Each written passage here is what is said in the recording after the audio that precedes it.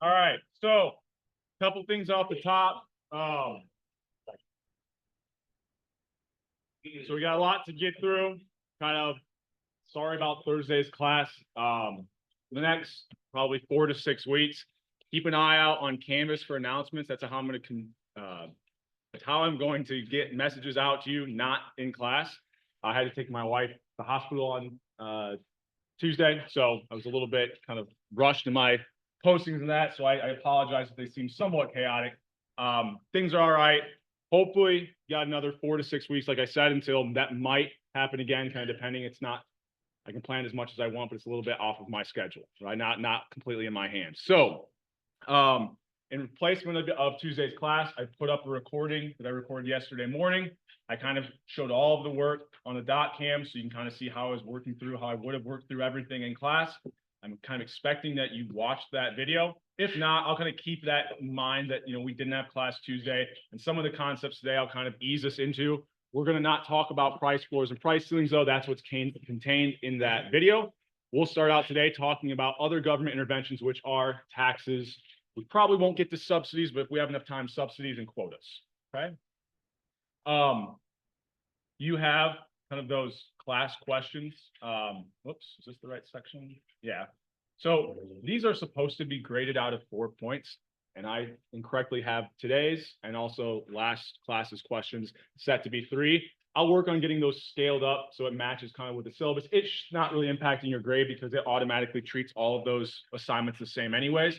It's easier for you to kind of see the number of points lining up with the points that were kind of outlined in the syllabus. So you might see those kind of being scaled or kind of updated to be worth 4 points tomorrow, okay? We've got that pack back assignment. So for most of you, your accounts are linked. I said if they're not, make sure you click on that pack back link on the left side of Canvas. Once you do that, send me an email and then I can get it synced up on the back end. But I can't do anything until you've clicked this link at least once. I don't know the technical reason why, but I can't, right? There's no way for me to observe it until you click on that link, okay? We've got kind of the practice questions for this week's kind of quiz. You'll see that module quiz pop up after class. It's going to have it set to release at 4:30.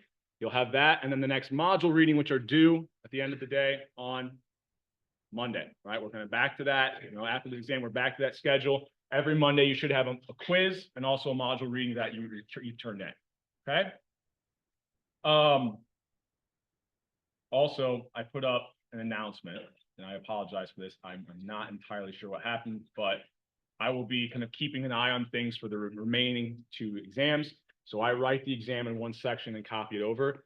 I checked Form A to make sure everything copied over correctly, and it did. For whatever reason, there were 2 questions that were set incorrectly on Form B. So if you had Form B of the exam, you might have seen your score change yesterday. I got those regraded so that you can see what you accurately should have been graded on. The actual correct answers are. So those are now updated on Canvas. If you had Form B, your grade might have changed by 1 or 2 questions. So it was only 2 questions that didn't copy over correctly, but I got those regraded and reposted yesterday, okay? If you have any questions over the exam, you want to go through your exam, I had a lot of people stop by on Wednesday. I'm going to have additional office hours, and I'll post an announcement about this from 1 to 4 tomorrow. I'll also be in my office hours next week. You can stop by at any point. You can kind of pull up your exam, work through, or look at the ones you got wrong, work through some of them. So yeah, that's what we'll kind of be doing moving forward. So any questions to me kind of logistically before we jump into material here today? Yeah.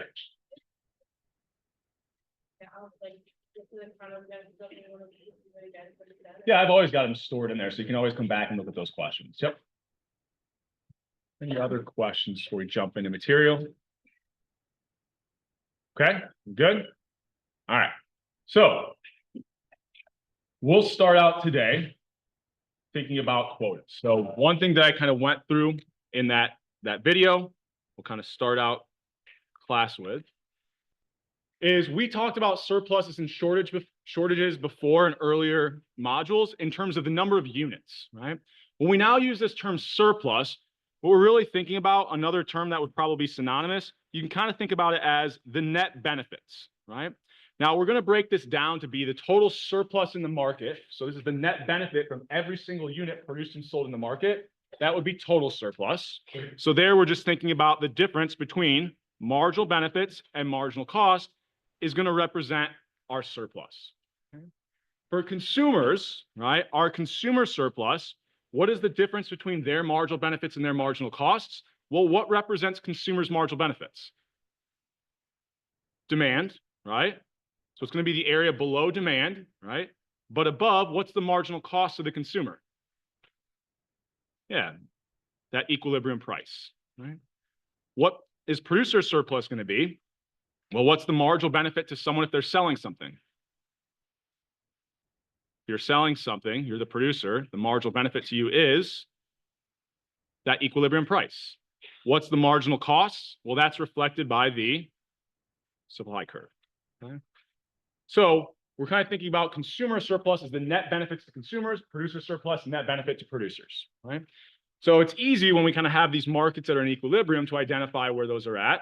So, you know, before, if I've got supply, I've got my demand, here's that equilibrium price, here's my equilibrium quantity. Producer surplus is just going to be the area below that equilibrium price, but above their marginal costs, right?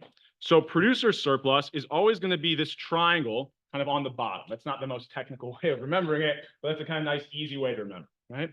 Now notice we're keeping everything linear. So when we're calculating these areas, when we calculate the value of surplus, it's just the area of a triangle, 1/2 times base times the height.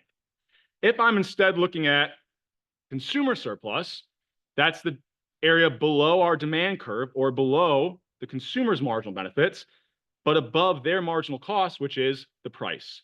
So everything here would represent consumer surplus. The sum of those two, that entire triangle would represent total surplus, right? We've only got 2 people involved, right? When the market's in equilibrium, we haven't, the government hasn't entered in yet, okay? Any questions over this before we kind of jump into the next thing? Okay. So, with this in mind, one thing that the government can do, instead of setting price controls, like I went through that video, price ceilings, price floors, they can set quantity controls. They can set quotas, right? So if we kind of establish a quota, right, what we're saying is this is the maximum number of units that can be purchased in this market, right? So we can't go past this point of 400, even though we know if the market was in equilibrium, we get to that supply equal to demand point, we'd be at a much higher quantity, right? So at this quota, what's the price with the last person purchasing? So at that 400th unit, how much would consumers be willing to pay? Well, the willingness to pay, they'd pay up to their marginal benefit. So wherever they're at on the demand curve, right?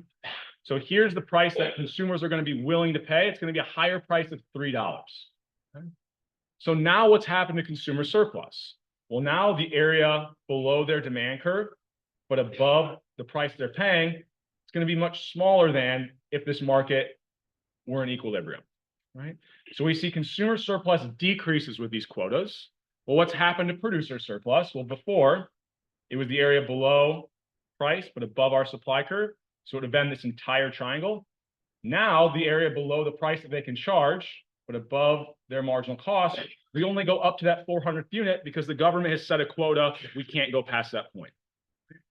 So now our producer surplus, we lost out a little bit here, but we've gained what looks like probably a much larger area. Producer surplus is likely to now have increased. Okay. So if you watched that video, which the announcement I said, hopefully all of you were doing before today's class, what would this blue triangle represent? Got it here, abbreviated, but dead weight loss, right? It was the loss of surplus relative to if this market was in equilibrium.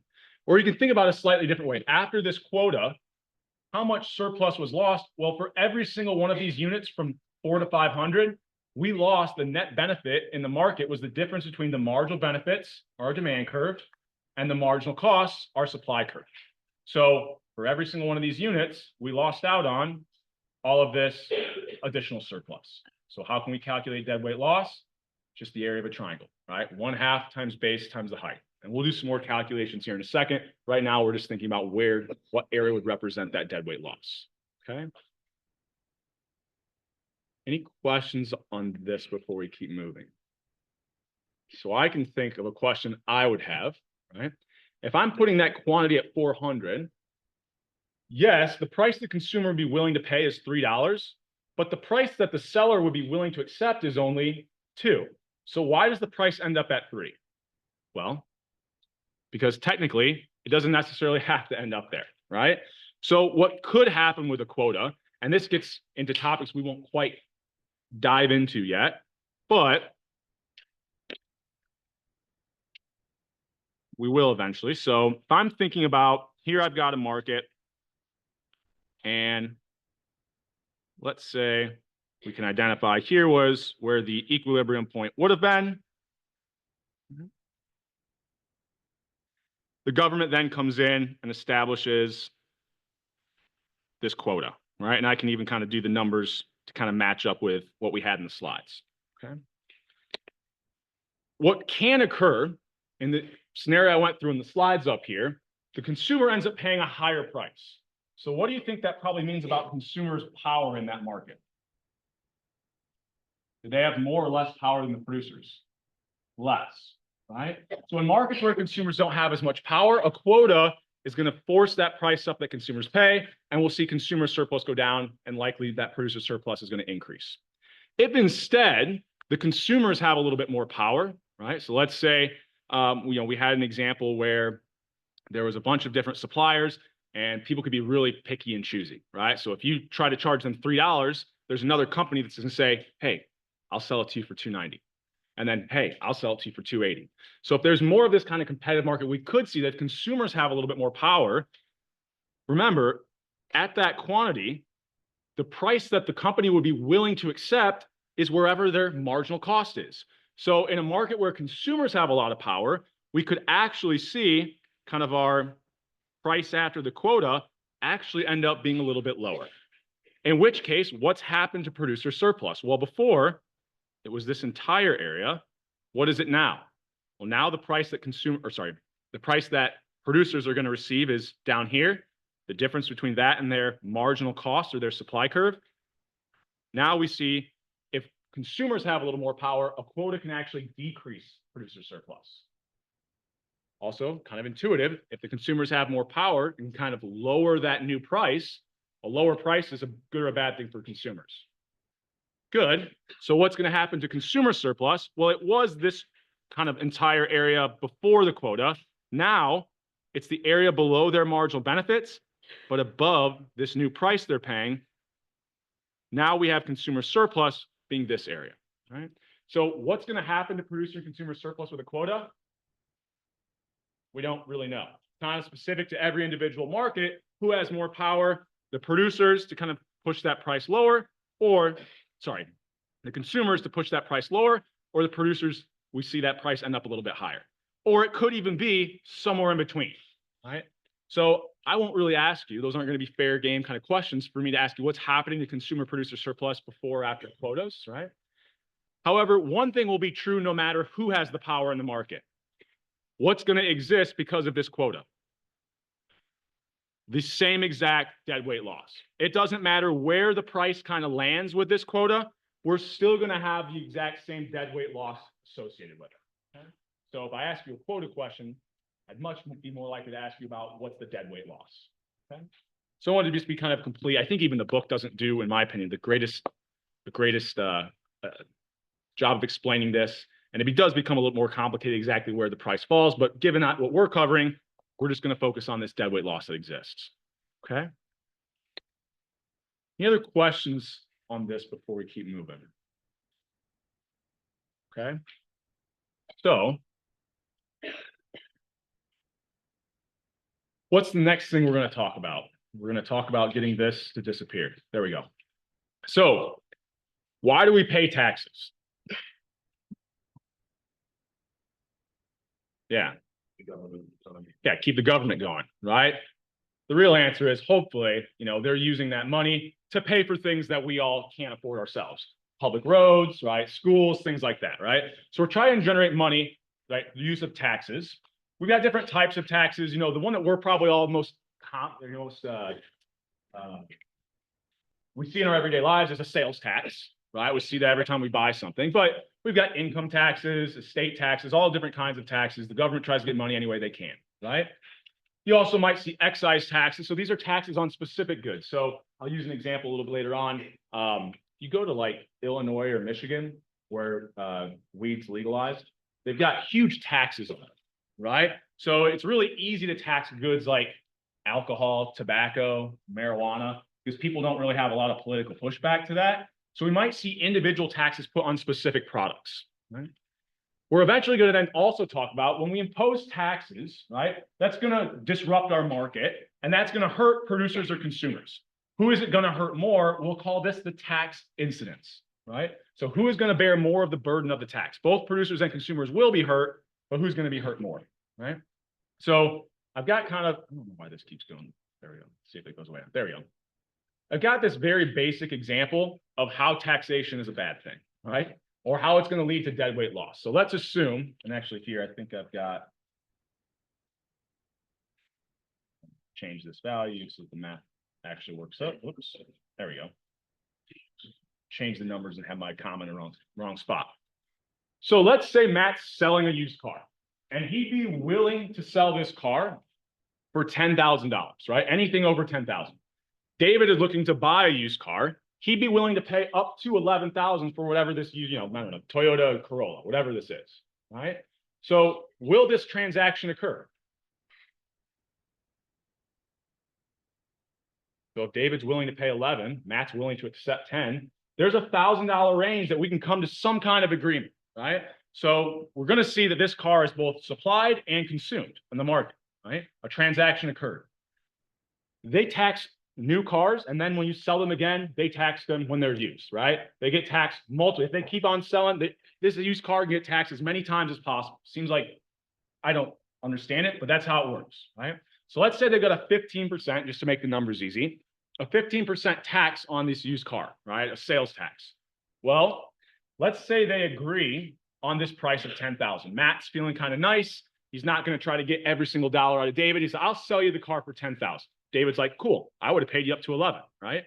The problem is with this 15% tax, what price is David actually going to have to pay for the car? He's going to have to give 10,000 to Matt and another what? 1,050 or 500 to the government, right? So now what's the total cost of the car here? $11,500. So now if David has to pay $11,500 for this car, is the transaction going to occur? No, he was only willing to pay up to 11,000, right? So, this is just a very quick, dirty, easy example where we can see taxation actually went from a good being produced and consumed in the market to where it no longer is good. That transaction will no longer occur. So what do you think is going to happen to the new quantity after we see a tax? It's going to be lower, right? It's eliminating some of those transactions that would have occurred. Okay. Let's kind of look at this visually for an entire market, not just an individual to individual basis, right? So let's say I've got cigarettes and I made these numbers easy. We've got a price of a pack of cigarettes is $4, right? So without any government intervention, without any taxes, we've got an equilibrium price and quantity. We can think about what would consumer surplus be? The area below consumers' marginal benefits or below the demand curve, but above that price they had to pay, right? That's their surplus. That's their net benefit. Where would producer surplus be? Once again, it's always on the bottom, right? So it's the difference between the price they can sell that good for, that's the benefit to producers, and the difference between that and their marginal cost, which are reflected by the supply curve. Okay? So we started out, we had this entire area as total surplus, right? Consumer plus producers.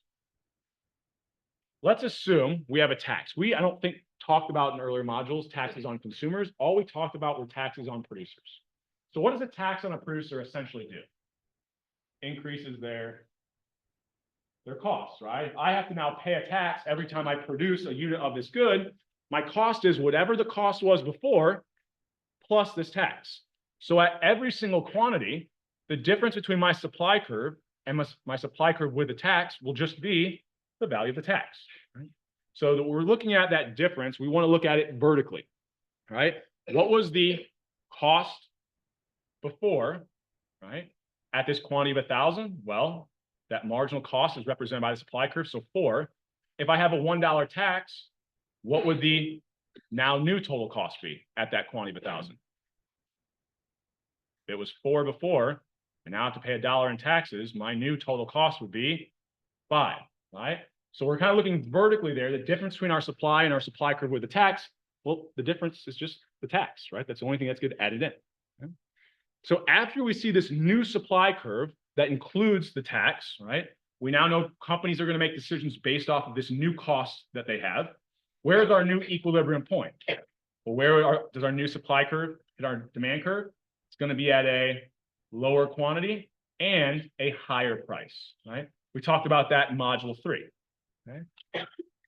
So, however, one thing we didn't talk about is that's the price that we will see on the market, right? So this new equilibrium price, that's going to be the price that the consumer pays, right? Or that the buyer, that's how much money they're handing over. But if I hand over $5 to a company and they have to pay $1 to the government, how much do they actually get to keep? If the tax is $1, they only get to keep 4, right? So even though the new price has went up to $4.50, that's the price consumers will pay. The price that sellers get to keep will be that value minus the tax, right? Because whatever you hand over to them, they get to only keep, they have to pay the government a tax, and so they only get to keep a smaller portion of it. Okay? So after they pay that $1 tax, if the new price was $4.50, sellers only get to keep $3.50. Okay.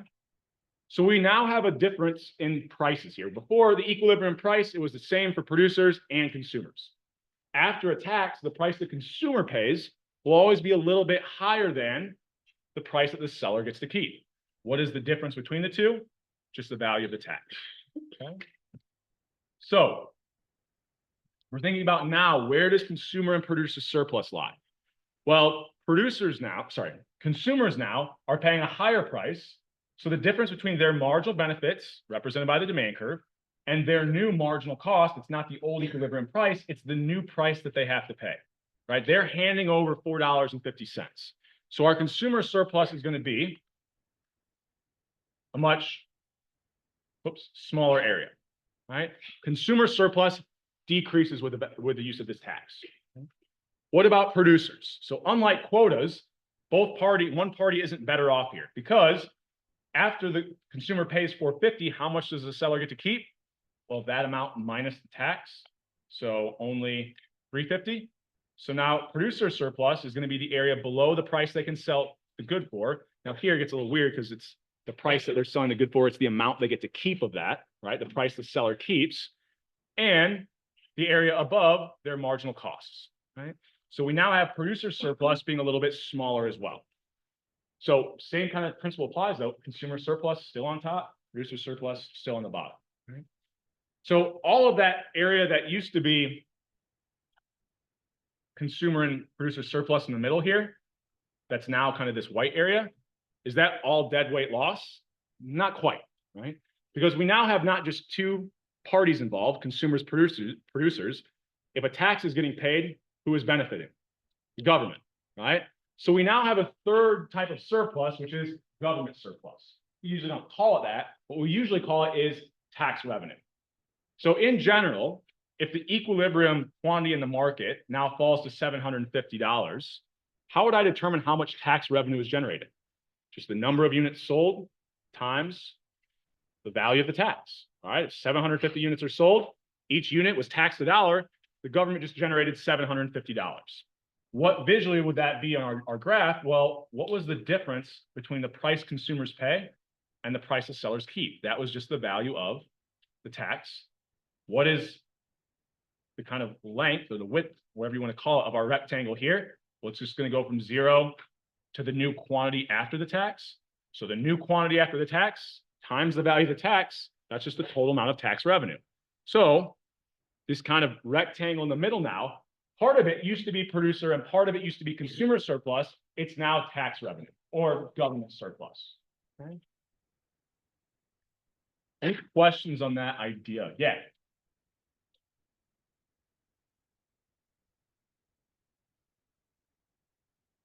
Yeah, so it's not going to be that consumers pay the entire amount of the tax, right? So we haven't jumped the gun a little bit. That's okay. Kind of think about here. How much more did the consumers have to pay after the tax? 50 cents. How much less did the sellers get to keep? 50 cents, right? So this is, I'm starting out with an example where both sides are actually hurt equally by this tax. We'll talk about in a second what happens if it's not always equal. Yep. And we'll have ways of determining which direction it would go. So what else haven't we identified? What is our deadweight loss, right? So deadweight loss is always going to be the total surplus loss. All of these price controls we talk about, except for subsidies, but we'll get to that at the end, are going to reduce the quantity we see in the market. Price floors, price ceilings, taxes, quotas, they're all reducing the quantity. So you can think about it as all of these units that are no longer being produced and consumed in the market, we're missing out on all of that surplus. So the difference between our demand curve and our supply curve, all of this would represent our deadweight loss, okay? So you kind of think about, here is total surplus now, consumer plus government plus producer surplus, relative to before, what are we missing out on? This little red triangle here, right? All of the surplus that's lost by the fact that we now are seeing a smaller number of units produced and consumed in this market. Okay. Any other questions on this before we keep moving? All right, so this next part is a little tricky, and I'll be honest. I'll go through a little quick because primarily I'll kind of give you examples where we're running the taxes through producers, but it doesn't matter who the tax is on. It's going to have the exact same implications for our market. So it doesn't matter if I tax the producers of cigarettes for every pack that they kind of produce, or if I tax consumers for every pack that they buy, right? So if I were instead, we're going to start out with this market that was in equilibrium, but instead of taxing producers, I'm going to actually tax consumers, okay? So if I tax consumers, what's going to be shifting? Demand. If I tax a consumer, what's going to happen to demand? Intuitively, should go down, right?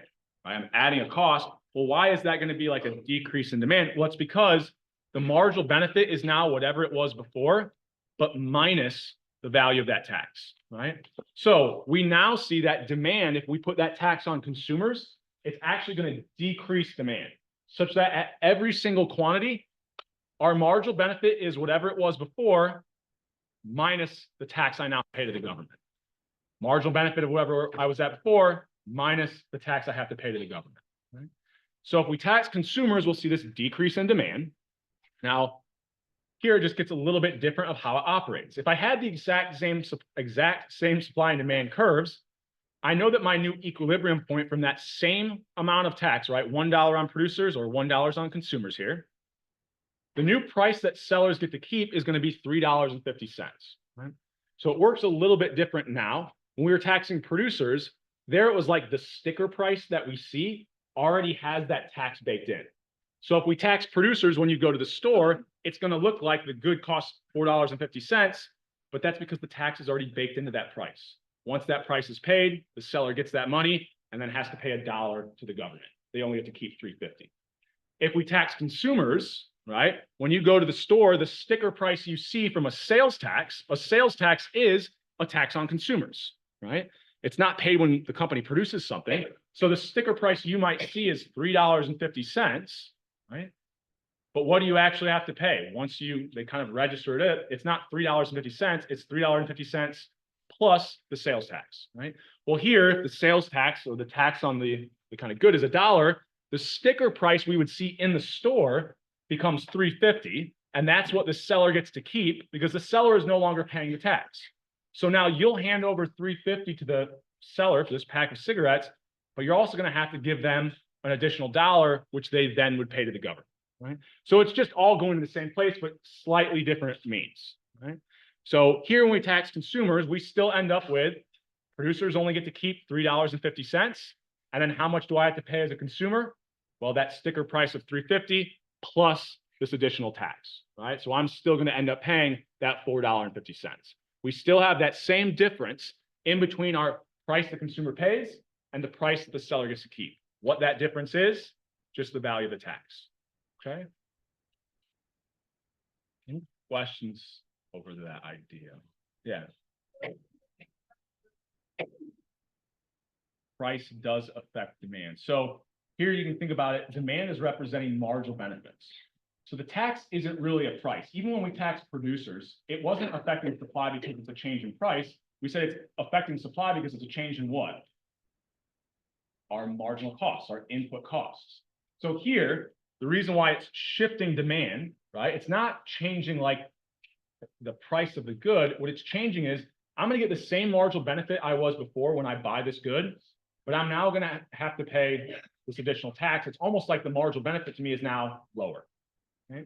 So I kind of think about it that way. It's almost like you reduced the additional benefit from buying that good to the consumer.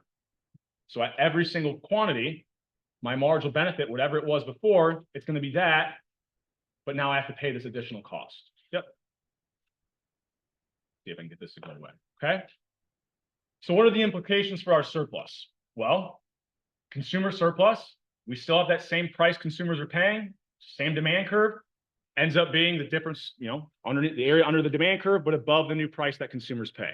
What's producer surplus? The area below the price the sellers get to keep, but above their marginal cost or above their supply curve.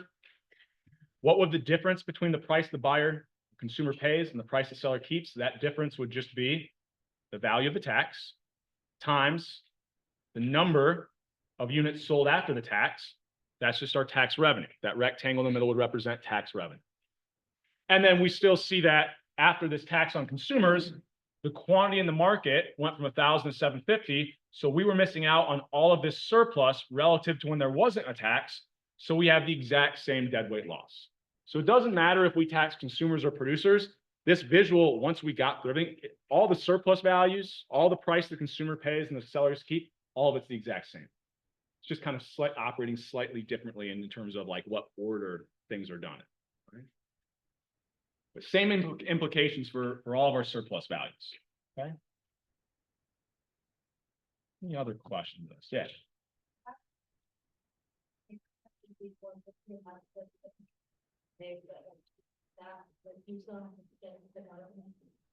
So it's like if you go into the store and you buy, I'm trying to think of, so like you don't really see it, but like when we have like import taxes on things, that's like already baked into the price. So when you go to the store and you hand over, say, $5, what you don't realize is whoever had to ship that over and get it, they get the $5 from you, but then part of that they have to use to pay for that import tax, right? So they're not getting to keep that full amount. When we tax consumers, you're still going to be handing over. It's kind of weird. Like you're handing over $4.50 to the cashier, but they don't get to keep all of that, right? Because part of that they have to pay to the government. Yeah.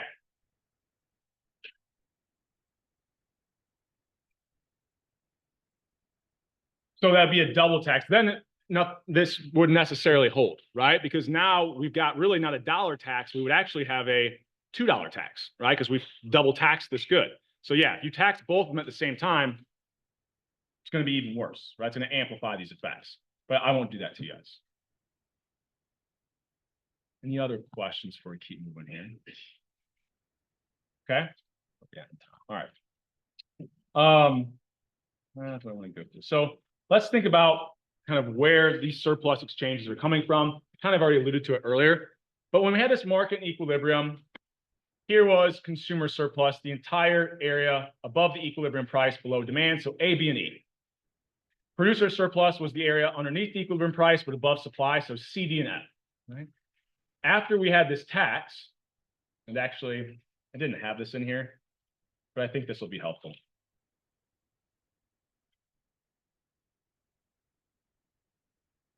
Doing things on the fly here. So, well, you can kind of see where it's at, right? So after this tax, where's the new kind of equilibrium price or the price that the consumer is going to pay? Well, where does my new supply curve plus the tax hit my demand curve? It's going to be at this lower quantity, right? So now what is consumer surplus? We said it's just going to be that area of A. So what did consumers miss out on? B and E, right? They lost that surplus. Producer surplus, which used to be C, D, and F, now becomes just the area below the price they keep, up and above their supply curve. So they now lost what? C and F.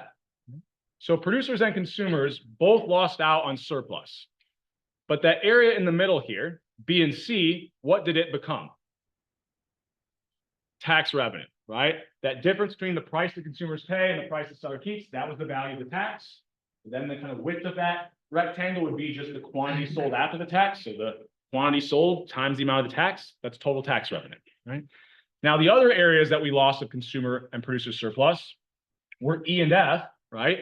And part that's just loss. That's not going to the government. That's just dead weight loss. That was just a loss of surplus. So both consumers and producers are going to have some of their surplus transferred to the government, and some of it's just going to be gone. Okay. So how much, like, are these always the same size? That's what we'll kind of dive into here in just a second. Okay. Any questions on this before we keep moving? Okay. So the next thing we're going to talk about or think about is in this original example, I was giving you, and you asked the question, we kind of brought it up, both consumers and producers were being hurt exactly the same amount. So why? Right. So I'll kind of set this up. We can think about, I think I'm jumping the gun, might make some of my slides redundant, but I think this is valuable to see. Also, this color is very weird. I don't know why that is. Here, let's. All right. So if we're thinking about how much were consumers hurt by the tax, right? Well, the old equilibrium price would have been whatever it was. After that tax, we said the price the consumer pays was now higher, right? So the difference between that new price the consumer pays and the old equilibrium price, that's kind of like how much the price was increasing for the consumer. Now, how much less do the sellers get to keep? Well, there it was like, well, here's kind of the new amount that I get to keep, right? Here was that old equilibrium price. How much less, right, am I getting to keep compared to before? So which one of these differences is larger? That'll kind of tell us who is being hurt more by this tax. Okay? So I've got an example here in a second where we'll put some numbers to it, but that's essentially what we're doing, right? We're kind of comparing, okay, how much more did the consumer have to pay and how much less did the seller get to keep, right? Whichever of those differences is larger, that was the person that was hurt more by the tax, okay? So, there we go. That's all I've kind of got written down here at the bottom, right? We're just thinking about those differences, right? How much more is the consumer paying? How much less does the seller get to keep? Okay? And we can rewrite these things in a bunch of different ways. So, you know, one I didn't put up there just to kind of be complete, and you can see them on the sides here. But the price, the difference between the price that the consumer pays and the seller keeps, that's just the value of the tax. We can rearrange that to kind of represent, you know, the price that the consumer pays will be whatever the seller gets to keep plus the tax. Or we can think about it as, well, what's the price that the seller gets to keep? It's the price the consumer pays minus the tax. Just different ways of writing the same thing. Okay? But ultimately, what we care about are these differences of the new price the consumer pays and the seller keeps relative to the old equilibrium, right? That's going to tell us about who is hurt more by this tax. So, with that in mind, okay, here we've got kind of an example where we can see this with numbers. And then we'll talk about how we don't even need those values to determine who's going to be hurt more. Right? So here I've got a tax on producers. So that's going to decrease my supply. Right? As a result, the old equilibrium price was $1.50. So now I've got what the market for gasoline. These prices are a little bit low, but we'll run with it. So the new price is going to be $2.25, right? After we see that shift in supply, the kind of new equilibrium point, the new price is going to be $2.25. That's how much the consumer is going to pay. Right? So how much more relative to the old equilibrium price is the consumer paying? We're going from $1.50 to $2.25.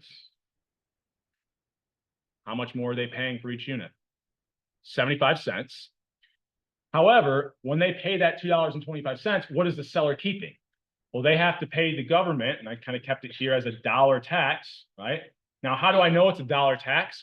I could just look at that difference between my supply curve with the tax and the supply curve. So notice at that same quantity, after the tax, I was at a point of 250.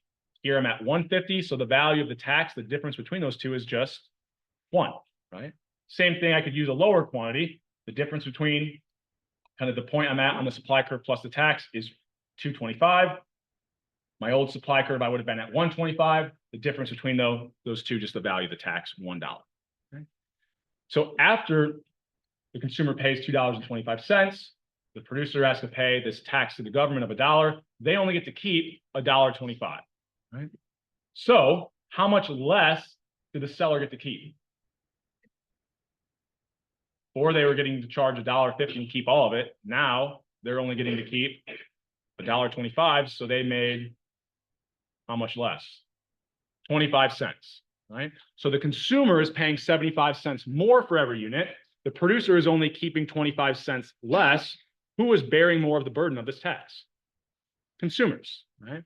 So we can kind of compare those differences. Whoever's is larger, that's the person who's going to bear more of the burden. Right? Now we could go through, do things like calculate tax revenue here. The tax was $1. I think I have this as representing thousands. So 28 times 1, but this is 28,000. So we have like tax revenue of $28,000 in this market. And we already talked about kind of who's bearing more of the burden. We're just looking at that difference between the old equilibrium and the new price consumers pay, and then the difference between that old equilibrium and the new price sellers get to keep. Okay. Any questions here before we keep moving? Okay. So that's one way we can think about who's bearing more of the burden of the tax. But there's also a way that even if we didn't have kind of these nice visuals, or we weren't able to kind of graph out supply and demand, if we have some information about supply and demand, the two goods, we might actually be able to determine this, right? So it comes back to this topic we've talked about, which is elasticity. So this might seem stupid, but if me and another person are standing on Kirkwood and there's a car barreling towards us, right? One of us, I don't know, there's walls on the side and one of us has to push the other person in front. Who's going to be the person who doesn't get hit by the car? The person who is more responsive, right? Whoever is more elastic to this thing that's changing can avoid the burden of that thing that's changing. So what's changing here? We're seeing that the tax is changing prices. So if we have people be more responsive to that price change, they can avoid the burden of it. Or said differently, if I'm more inelastic, I'm not responsive, I'm going to be the one that bears more of the burden of that tax. So if we compare the elasticity of demand to the elasticity of supply, whoever is more elastic, whoever is more responsive, can avoid the burden of that tax. Whoever is less responsive is going to take on more of the burden, right? So, excuse me, we can say this in either way. Whoever's more elastic avoids the burden. Whoever is more inelastic is going to bear more of the burden, right? So you can kind of think about some examples here. So it doesn't have to be that someone is elastic and someone is inelastic. So I've got these examples here where both supply and demand, and here we're just comparing magnitudes. We know that the price elasticity of demand is always negative, but we just care about the magnitude of elasticity here, right? So both supply and demand in this example are elastic, right? But who is more elastic? Well, elasticity of demand is 3.9. Elasticity of supply is 1.7. So consumers, right? Consumers are more elastic, so they will bear less of the burden. Whoever's more inelastic, the producers, they're going to bear more of the burden, right? I'm going to change these numbers too, just to kind of make a point. Maybe this doesn't freeze up. Well, maybe I'll just do it on the doc cam if we'll wait for it to respond. I'm not convinced it will. So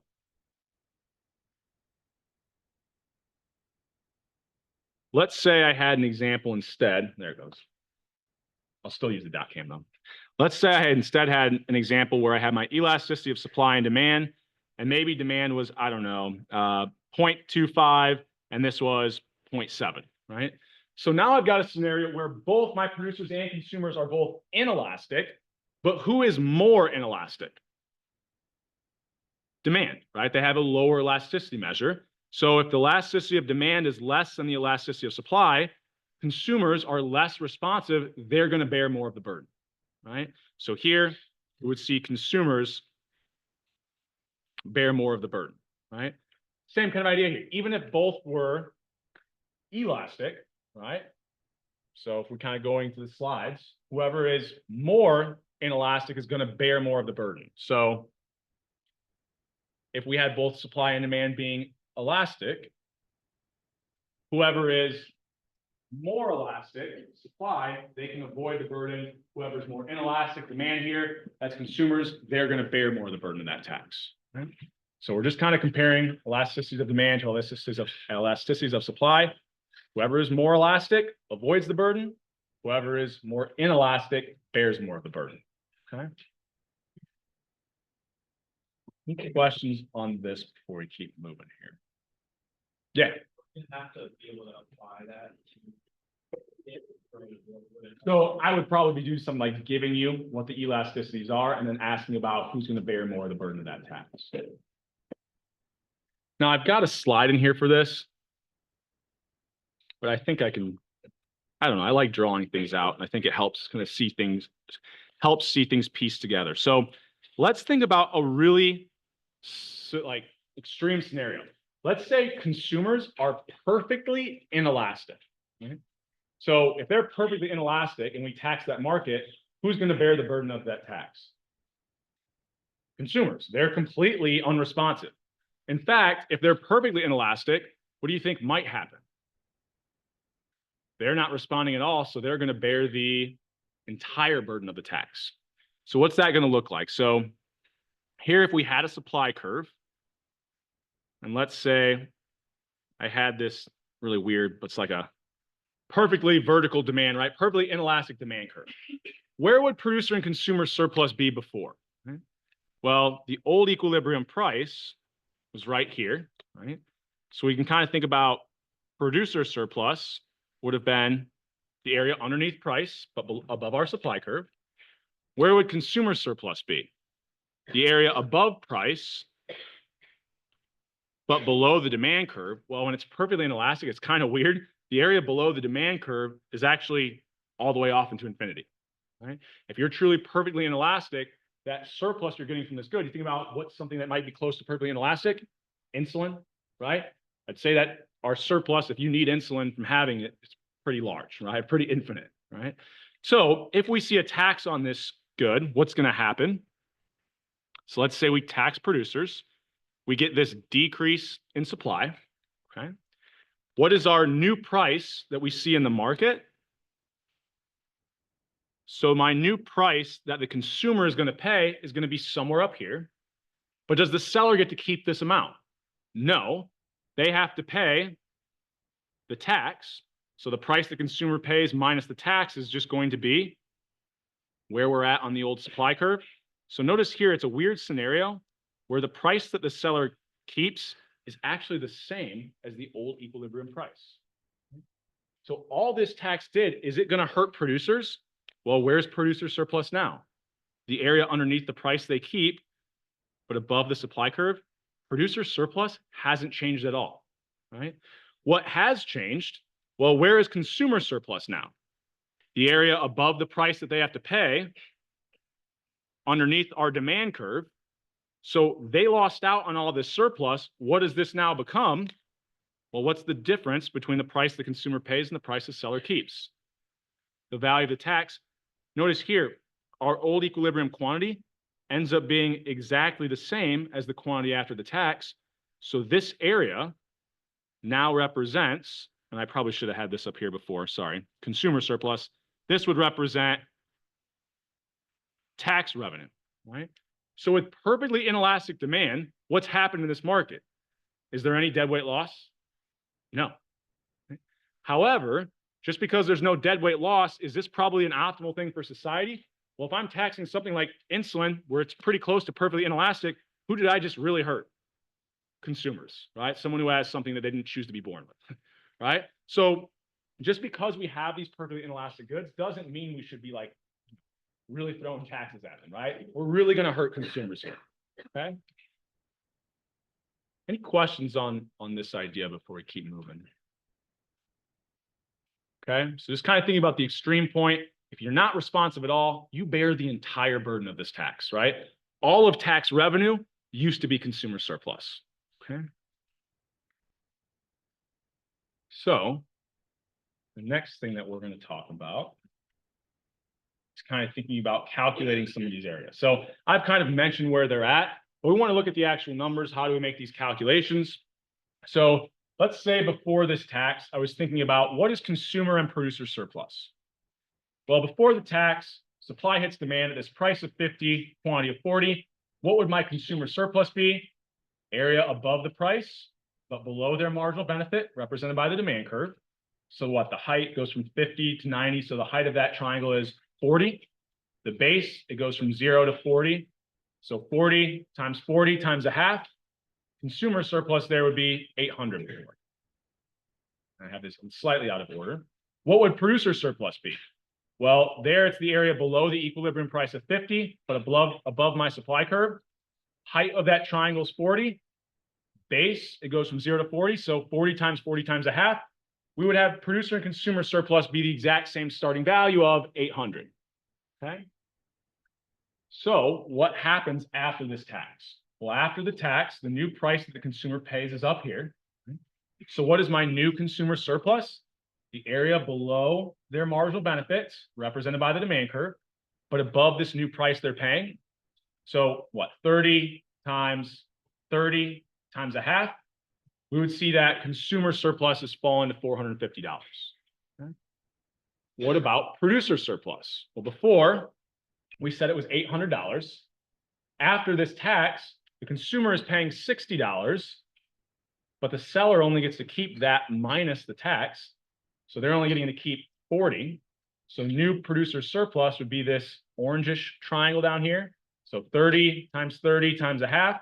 Sure enough, their surplus fell the exact same amount. Okay. Now I can kind of mention it here, but what's the value of my tax in this example? So the value of the tax is just the difference between our supply curve and our supply curve with the tax at the same quantity. So if I'm looking here, what's the value of my tax? At this quantity, where was I at in my supply curve before? 40. Where am I at after the tax? 60. So the value of the tax must be $20. Right? And I can do that at any point, right? I could do it up here. 180, sure enough, the difference between these two curves is just the value of the tax. Okay? Now, what's tax revenue here? Well, if the value of the tax is 20, how much revenue is generated? Well, how much am I taxing each good times the number of goods sold after the tax? What's my new quantity after the tax? 30. So 20 times 30, tax revenue made by the government would be $600 here. If I didn't give you, like, I don't know, somehow I like took away this graph, how could you figure out what deadweight loss is? So what would deadweight loss be? It's the loss of surplus from before the tax to now after. So what was the total surplus before the tax? Consumer surplus was 800, producer surplus was 800, so 1,600. What was total surplus after the tax? 450 plus 450, so 900. Why didn't I factor in yet? I also have to add in tax revenue. So 450 plus 450 plus 600 now, I would have a total surplus of 1,500. So how much is my deadweight loss? I went from 1,600 to 1,500, $100. Okay. I could have also used the graph to find that. How? Well, it's just going to be the total surplus I missed out on by selling a smaller number of units, right? I'm no longer selling units 30 to 40 here after the tax. So the surplus lost out on is that difference between the demand and the supply curve, or our marginal benefits, marginal costs in that market. So this little red triangle, height is what? 20, right? The base is 10. 20 times 10 times a half would give us that deadweight loss value of 100. Just a question.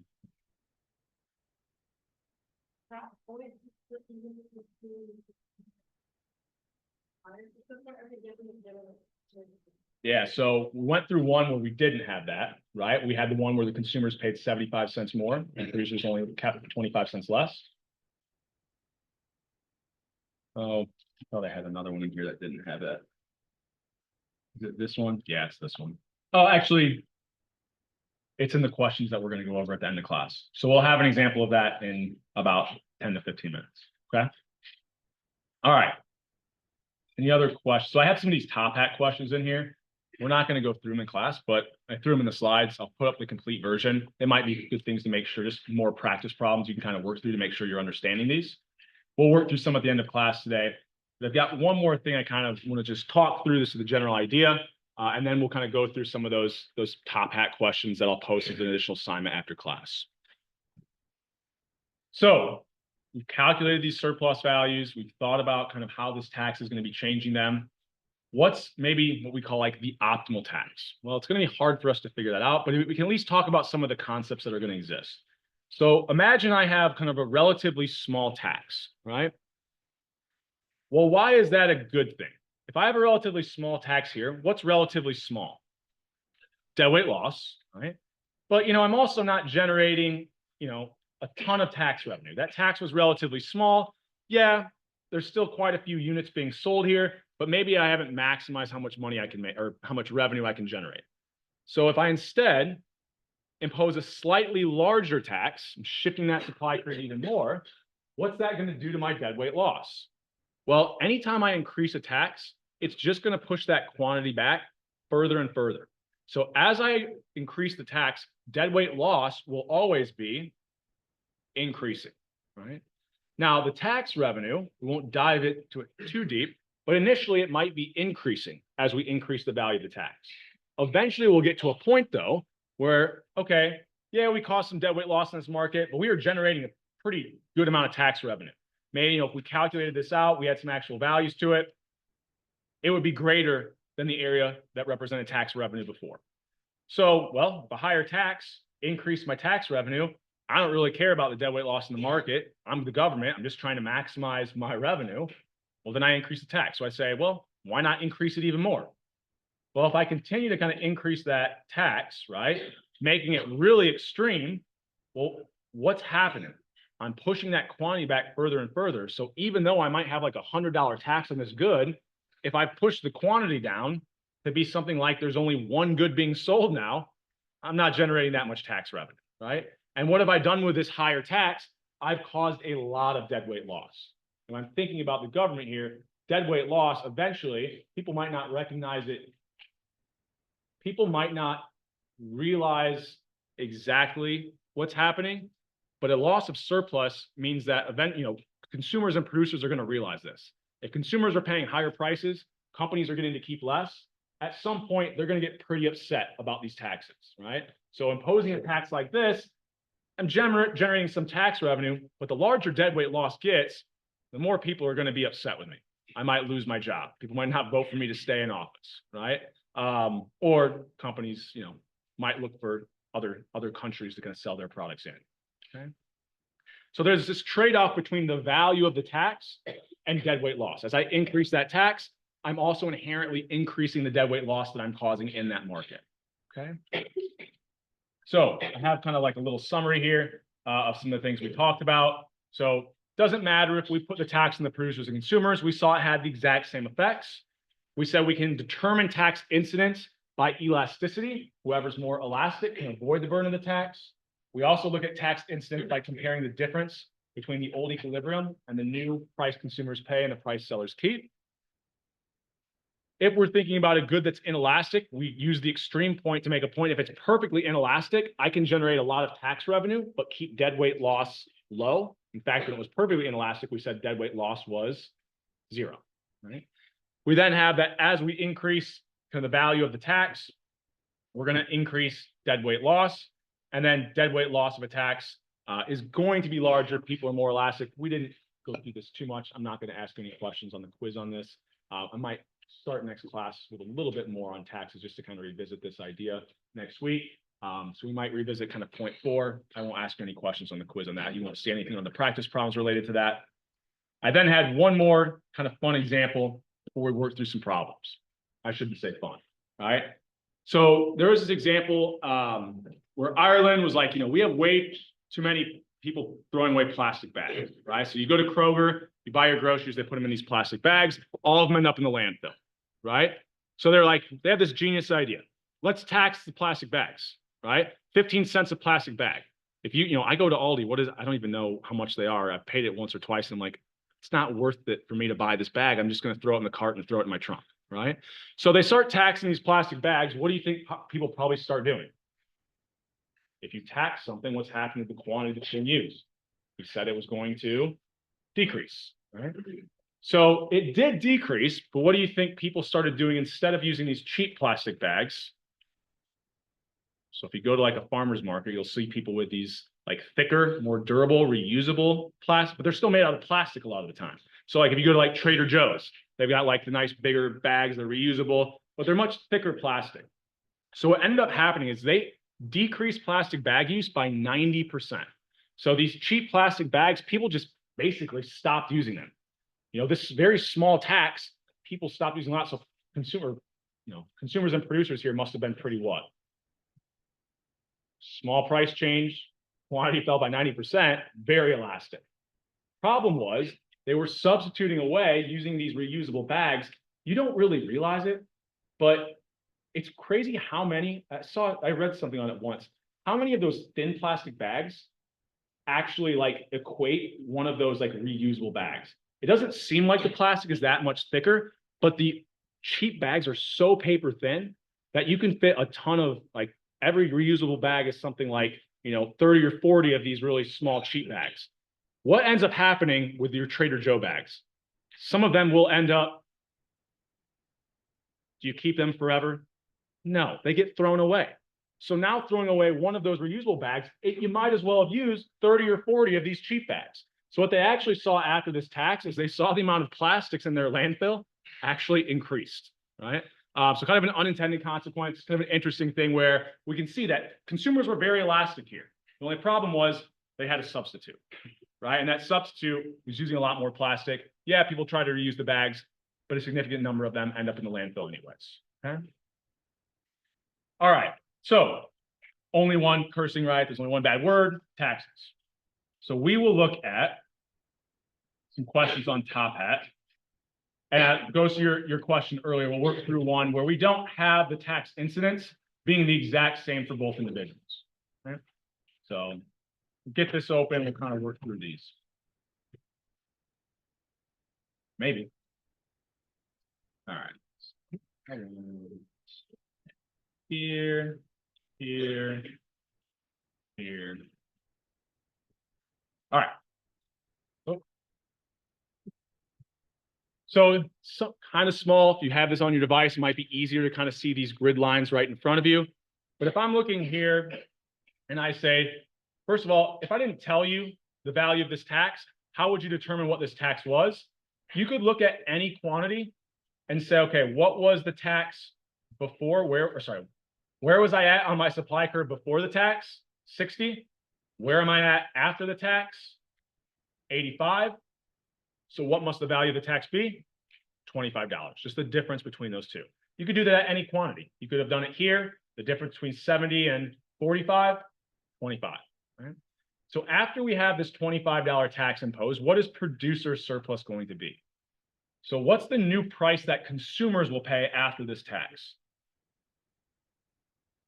So where's the new supply curve where the tax hit demand? At a price of 70. How much do sellers get to keep? Well, if there's a $25 tax, they'll take the $70 from the consumer, but they only get to keep 45, right? They have to pay $25 of that to the government. So what's the price the seller keeps? 45. So what is our producer surplus going to be? The area below the price they get to keep, that's their marginal benefit, but the area above their marginal cost represented by the supply curve. So what would the height of our triangle be there? We went from 10 to 45, so 35, right? Times the base of this triangle, we went from 0 to 35. So we had what? 35 times a half. Somebody wants to help me out, beat me before I pull this up in Excel. All right, so I thought it was $612.50, correct? Oh, there we go. All right, so if I do 35 times 35 times a half, I get that. Oh, $612.50. Okay. So all you're doing is taking the height of that triangle, the base times 1/2. Okay. Any questions over that one before we keep on moving? Not too bad. Right? So the next one is going to be after we see this $25 tax imposed, right? What is the amount of tax revenue going to be? Well, we already said the value of the tax is what? $25. What's the new quantity after the tax? 35. So what? 25 times 35 times a half? No, right? We're not finding the area of a triangle here. We're actually going to be finding the area. Oops. Oh, when I move this. There we go.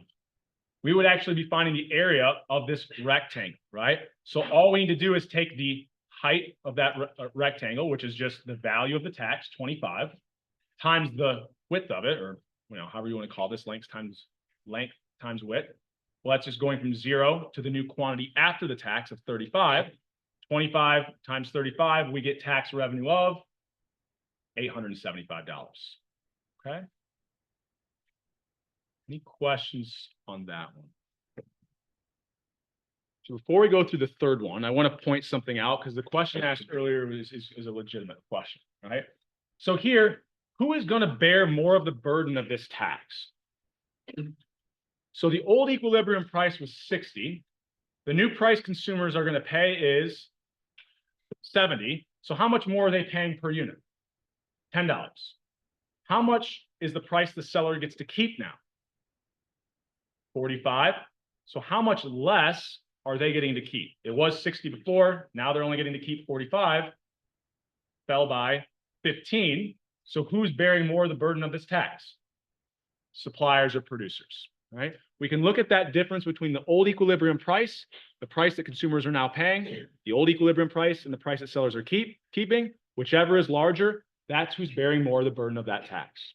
In fact, if we know now that producers are bearing more of the burden, what do we know is true about the elasticity of supply compared to demand? They must be more. So if the suppliers are bearing more of the burden, they must be more inelastic, right? They're not as responsive to this thing that's changing the tax. Okay. Any questions on that? We keep moving here. Okay. All right.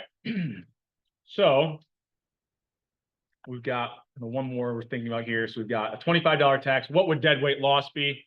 So deadweight loss, once again, it's just the total surplus that we're missing out on by not selling up to that old equilibrium quantity.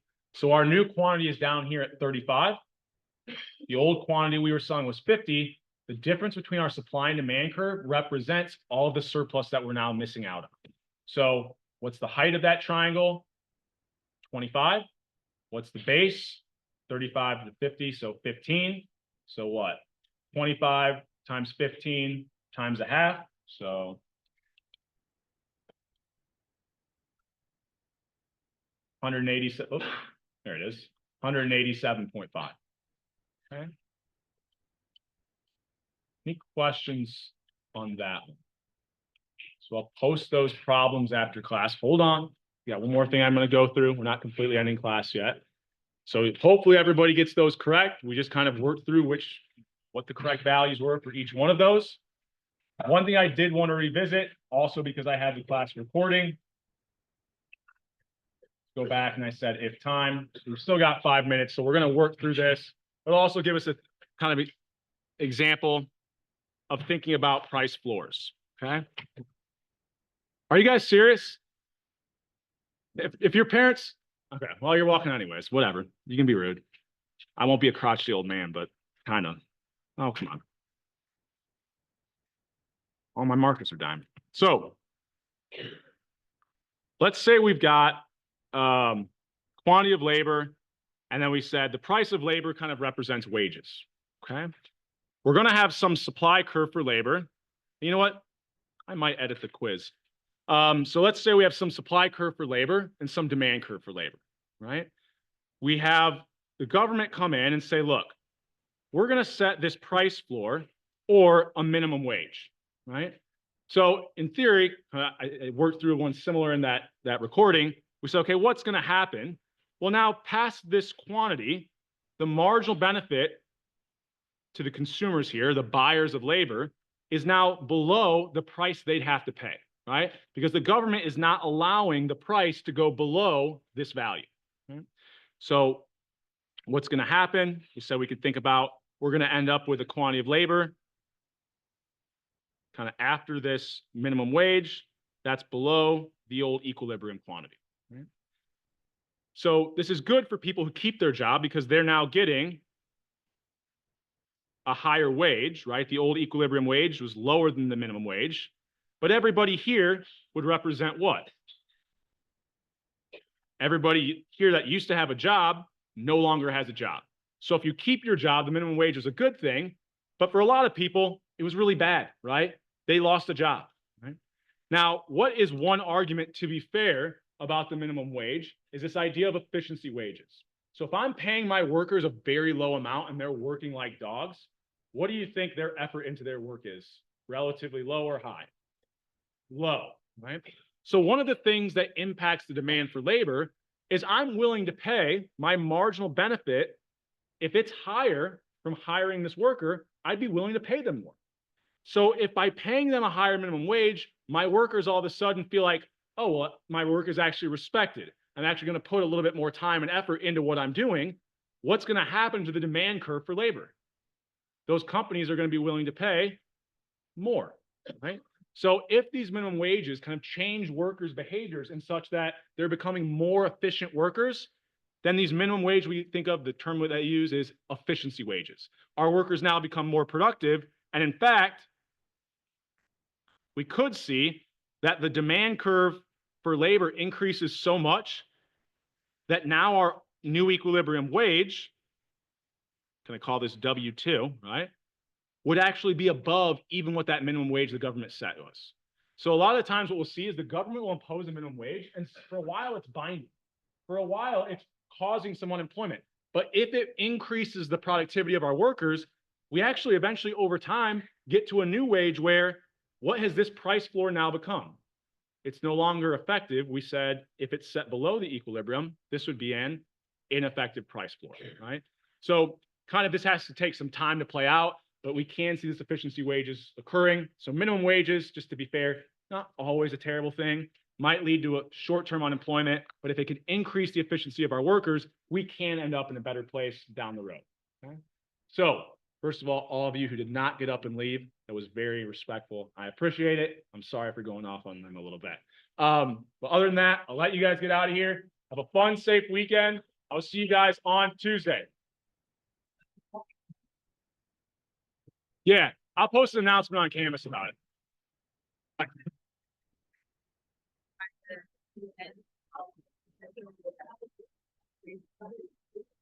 Example? Yes. So I won't ask you a question on this one. It's more of like a concept. Let me. No, you're fine.